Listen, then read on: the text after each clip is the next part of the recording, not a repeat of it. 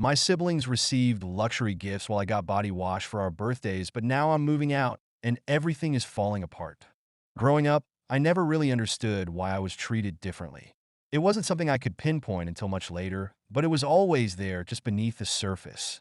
I'd watch my siblings receive extravagant gifts for birthdays, Christmases, and even random days in between, while I made do with the odd, often impersonal present. One birthday, I received a bottle of body wash. Not even a fancy one, just a generic floral scented bottle.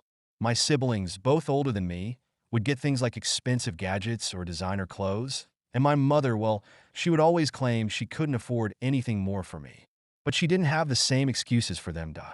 I remember asking her once in a soft voice, "Why don't I ever get the same things they do?" Her answer, as it always was vague. "It's just the way it is, sweetie." That was the moment I first realized something wasn't right. My mother loved me, of course, but there was something I couldn't put my finger on, something that made me feel like I was never quite enough. As the years went on, the gap between me and my siblings grew wider. I never had the things they had, never felt the same kind of attention. It wasn't even about material things anymore. It was more about the way they treated me.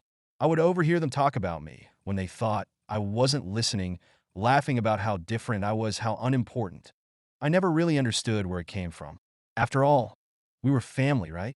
But then things got worse. It wasn't just a teasing anymore. It was a betrayal. My mother, the woman I thought would always have my back, began to choose sides. It was subtle at first, a misplaced loyalty, perhaps, but soon it became apparent that I was being pushed aside. My siblings had become her priority, and I was left to fend for myself. There was one specific moment that really did it for me. It was after a big family argument, one I tried to avoid by staying out of the house, but things had escalated. My sister, Emily, had decided to take the family heirloom ring for herself, despite my grandmother's stating it was meant for me. I confronted her about it, and to my shock, my mother sided with Emily, saying that she had better use for it. I stood there, in the middle of that argument, heart pounding, trying to make sense of everything. "Mom," I said, my voice shaking, "that ring meant something to me. Why are you siding with her?" Mom's face softened, but the answer never came. Instead, she told me to let it go, like it was something so trivial. I never did get the heirloom, and from that moment on, I knew my place in the family. I wasn't important, not like them. Fast forward a few years. I had moved out of the house by then, barely in touch with my family. I focused on building a life on my own, far away from the toxic dynamics I had grown so accustomed to. I had my own apartment, a job I loved, and I had finally found a group of friends who valued me. Then one day, out of nowhere, Emily called me. I hadn't heard from her in months, and I certainly didn't expect to hear from her now. "Hey," her voice was tentative, almost apologetic. "Can we talk?" I should have known better than to entertain the idea. But I was curious. Maybe, just maybe, things had changed. Maybe she had finally realized how hurtful her actions had been. So, I agreed to meet. When we sat down across from each other at the cafe, I immediately felt a sense of distance. Emily looked different, older, like she had seen things I hadn't. There was no warmth in her eyes, just a coldness that made me feel like a stranger. But still, she apologized.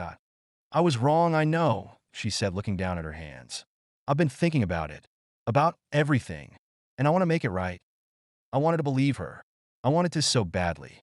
But the years of resentment bubbled to the surface.